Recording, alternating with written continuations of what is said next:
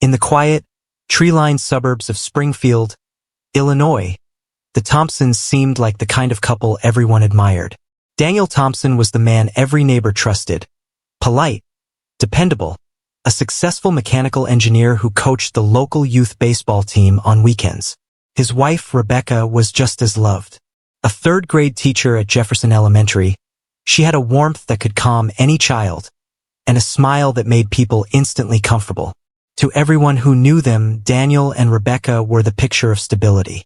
8 years of marriage, one golden retriever named Max, and a charming White House with rose bushes Rebecca tended with care. They met back in college. Daniel, a reserved engineering student, and Rebecca, the confident education major who could light up a room. Their love story was simple but genuine. After years of dating, they married in a small church surrounded by friends and family. Their love was the kind people looked at and thought, "That's what I want someday." It was the spring of 2017 when Emily Carter, Rebecca's younger sister, came to stay with them. Emily had just gone through a messy breakup and was struggling to get back on her feet. She worked part-time as a photographer, drifting between cities, chasing gigs, and escaping the memories of a relationship gone wrong. Rebecca was quick to offer help. "Stay with us for a few weeks," she said, "until you figure things out." Emily hesitated. She didn't want to intrude on their marriage, but Daniel, ever the gentleman, agreed. "Family's always welcome here," he said with a reassuring smile. And just like that, Emily moved in. Despite being sisters, Rebecca and Emily couldn't be more different. Rebecca was the steady one, organized, predictable, a planner in every sense. She cooked dinner every evening, maintained a schedule, and believed life was about patience and principles. Emily, on the other hand, lived in the moment. She was carefree, impulsive, and had a wild streak that both fascinated and worried her older sister. But Daniel? He found that streak captivating. He noticed it in small ways at first, the way Emily laughed freely at his jokes, the way she teased him during dinner, or the way she played with her camera, capturing moments around the house. Rebecca thought it was sweet, her husband and sister getting along so well. She didn't realize that those harmless smiles were the beginning of something that would destroy them all. The first few weeks were ordinary. Emily helped Rebecca in the garden, and Daniel continued his usual work routine. But as the days went on, subtle changes began to creep in. Daniel started spending more time at home, claiming he could work remotely to help with repairs around the house. Emily often kept him company while Rebecca graded papers in the living room. Their conversations grew longer, more personal. Emily would tell Daniel about her failed relationships, her fears of being alone. Daniel, feeling flattered and protective, offered comfort. One evening, as rain poured outside, they sat on the porch talking for hours. When Rebecca found them laughing in the dark, she smiled. "You two seem to be having fun." Emily grinned. "Just keeping your husband entertained while you're buried in lesson plans." Rebecca laughed, not realizing the irony of what she just heard. Daniel couldn't explain it. He loved his wife, but Emily made him feel something different. Something thrilling. Something dangerous. She reminded him of youth, of passion, of everything that had faded over the years of domestic life. When he looked at her, he saw what he once had: freedom, excitement, and a pulse that quickened just from being near her. He started finding excuses to talk to her when Rebecca wasn't around. A joke here, a compliment there. Emily didn't resist. She enjoyed the attention, the forbidden tension building between them. And just like that, the perfect marriage began to crack. Silently, invisibly, like glass under pressure. Rebecca didn't want to admit it, but she felt something changing in her home. Daniel had become distant. He worked odd hours. He seemed distracted during dinners, his eyes wandering, his phone lighting up more often than usual. One night, she found a message on Daniel's phone from an unknown number.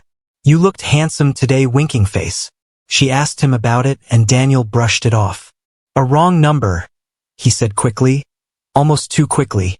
Rebecca tried to believe him. She trusted him. She had to.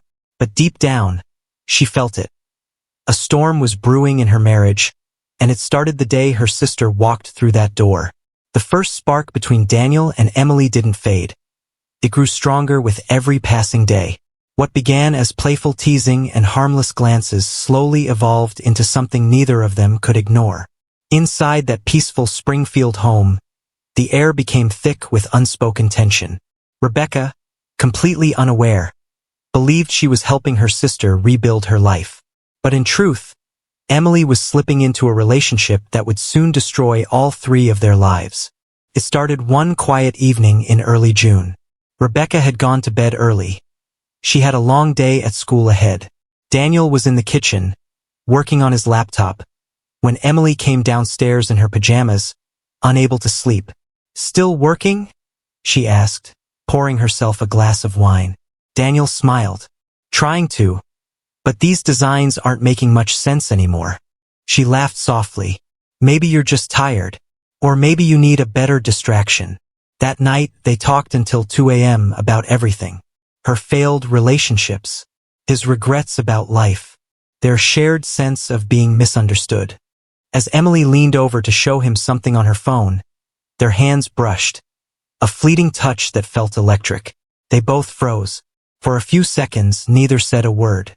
Then Daniel looked away, guilt flashing across his face. Emily stood, her heart pounding. "I should get some sleep," she whispered. Daniel nodded, but as she walked upstairs, both knew the line between them had been crossed, even if not yet physically. Over the next few days, Daniel tried to suppress his feelings. He told himself it was wrong, that it was just a passing attraction. But every time Emily smiled or brushed past him in the hallway, he felt that same pull. He began to compare her to Rebecca. Rebecca's steady calmness, once comforting, now seemed dull. Emily's impulsive laughter felt like oxygen in a suffocating room. He started finding excuses to be around her, offering to drive her to errands, helping her fix her camera lenses, or joining her on morning jogs. Rebecca, noticing how close they'd become, joked one morning, "You two are starting to get along better than me and you." Daniel smiled but didn't answer. Emily just looked down, pretending not to hear. It happened on a rainy afternoon. Rebecca was at a parent-teacher meeting, and Daniel offered to help Emily bring in the laundry before the storm hit. As thunder rolled outside, they stood close together in the narrow laundry room, folding towels. Emily's hair was damp, her hands trembling slightly as she passed him a shirt. Their eyes met, and this time neither of them looked away. The moment stretched, heavy and breathless, until Daniel stepped closer. "Emily?" he whispered as if warning himself. She didn't move. Then, before either could think, their lips met. It was brief but deep, filled with guilt, fear, and something dangerously thrilling. When they pulled apart, Emily turned away. "This can't happen," she said, her voice shaking. "She's my sister, Daniel." "I know," he said quietly, "but I can't stop thinking about you." From that day on, they both knew there was no going back. Their affair grew in secrecy. When Rebecca left for work, Daniel and Emily spent the mornings together. Sometimes they met in the guest room, sometimes in Daniel's car parked near the woods outside town. Every stolen moment deepened Daniel's obsession. He began lying more frequently, pretending to work late, deleting messages, and keeping his phone on silent. Emily was torn between guilt and desire. She knew what she was doing was unforgivable, but Daniel made her feel wanted, seen, loved. She convinced herself it wouldn't last, that it was just an emotional mistake that would fade with time. But Daniel was already imagining a future without Rebecca. It wasn't long before Rebecca noticed. Daniel had become distant, distracted. He no longer kissed her goodbye in the mornings or asked about her day. He spent hours on his phone, and when she walked into the room, he'd quickly lock the screen. One evening, she found Emily's earring under the passenger seat of Daniel's car. When she asked him about it, he lied effortlessly. "She dropped it when I gave her a ride to the store. Don't make it weird." Rebecca laughed it off at the time, but her stomach turned with unease. She began watching them. Subtle glances at the dinner table, quiet moments when she'd walk into the room and find them standing too close. Still, she buried her doubts, convincing herself she was overthinking. After all, this was her husband and her sister. They would never betray her, right? By midsummer, Daniel and Emily's secret had turned into a dangerous addiction. They couldn't stay apart. Every stolen glance, every quiet touch behind closed doors only pulled them deeper into their lies. When Rebecca left for work each morning, Daniel's car was soon seen pulling out of the driveway, and Emily often disappeared for hours too. Neighbors thought nothing of it. Inside motels on the edge of town, they whispered promises neither truly believed. Emily wanted to stop, but Daniel wouldn't let go. "We'll figure it out," he said. "We just need time." Back home, Rebecca felt the distance growing. The laughter had faded, and so had the warmth in Daniel's eyes. She sensed something was wrong, but love made her blind, and hope made her stay. The affair continued in the shadows, but every secret meeting, every lie, brought Daniel one step closer to the unthinkable. Daniel's affair with Emily had become his obsession. He couldn't think, work, or sleep without her in his mind. Yet every time he looked at Rebecca, guilt stabbed at him, but not enough to stop. Emily, on the other hand, began to panic. The thrill was gone, replaced by fear. "We can't keep doing this," she whispered one night. "She's my sister." But Daniel couldn't imagine losing her. "I'll fix everything," he promised. "You'll see." He started pulling away from Rebecca completely, avoiding dinners, ignoring calls, spending nights at the office. Rebecca grew suspicious, but Daniel masked it with anger, accusing her of not trusting him. Inside his mind, paranoia grew. He feared Rebecca would find out, and if she did, everything would collapse. And soon, that fear would twist into something far darker than guilt. By late autumn, Daniel's double life was falling apart. Emily was pulling away, and Rebecca was asking too many questions. He felt cornered, trapped between his lies and the woman he claimed to love. Then came the thought he couldn't shake. If Rebecca were gone, everything would be simple. No more hiding, no more fear. He started planning carefully, searching online for accidental death causes and how to make drowning look natural. He also updated Rebecca's life insurance policy, naming himself the only beneficiary. When he suggested a weekend getaway to Lake Shelbyville, Rebecca smiled, thinking it was an effort to fix their marriage. But for Daniel, it wasn't a getaway, it was the perfect setup. The weekend at Lake Shelbyville began like a dream. Rebecca was excited. She packed a picnic, candles, and the old camera she loved. Daniel acted affectionate, almost like the man she first fell in love with. They spent the evening by the fireplace, sharing wine and laughter. Rebecca didn't notice Daniel pouring something into her glass. A heavy dose of sleeping pills crushed into powder. An hour later, her speech slurred. "I feel dizzy," she murmured. Daniel smiled gently. "Let's get some air." He led her to the dock under the moonlight. The water was calm, silent. As she leaned against the railing, barely conscious, Daniel whispered, "I'm sorry, Becky." Then, with one push, she slipped into the dark water below. Rebecca tried to fight, but the drugs dragged her down. The ripples faded, and so did her life. The next morning, Daniel called 911, his voice trembling with fake panic. He told police his wife had gone for a walk by the lake and never returned. A search began immediately. Within hours, officers found Rebecca's body floating near the shore. There were no signs of struggle, and with Daniel's emotional breakdown convincing everyone, her death was ruled an accidental drowning. At the funeral, Daniel cried so hard that even Rebecca's parents comforted him. Emily stood beside him, silent, her eyes red, guilt eating her alive. To the world, Daniel was a heartbroken husband. But behind the tears, he felt something darker, relief. He thought he was finally free.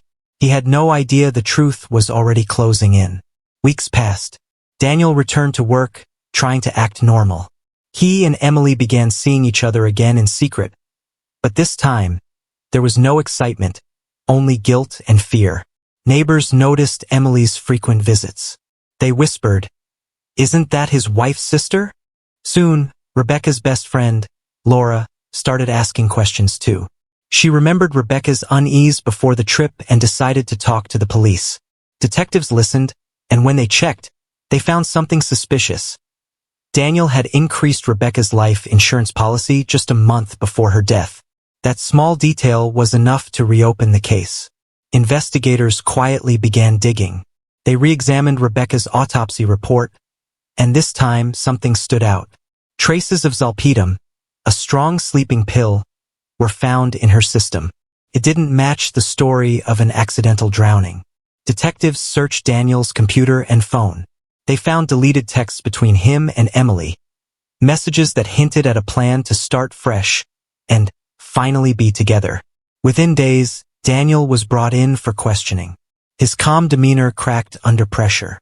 When detectives mentioned the sleeping pills, he froze. Hours later, he confessed, saying he did it for love. The courtroom was silent as the verdict was read. Daniel Thompson guilty of first-degree murder. Life in prison without parole. Emily testified tearfully, revealing how Daniel had confessed days after Rebecca's death. She was never charged, but her life was shattered. Haunted by guilt, she left Illinois, changed her name, and never spoke of it again. Daniel's final words in court were chilling. "I love them both, but love makes you do things you can't undo."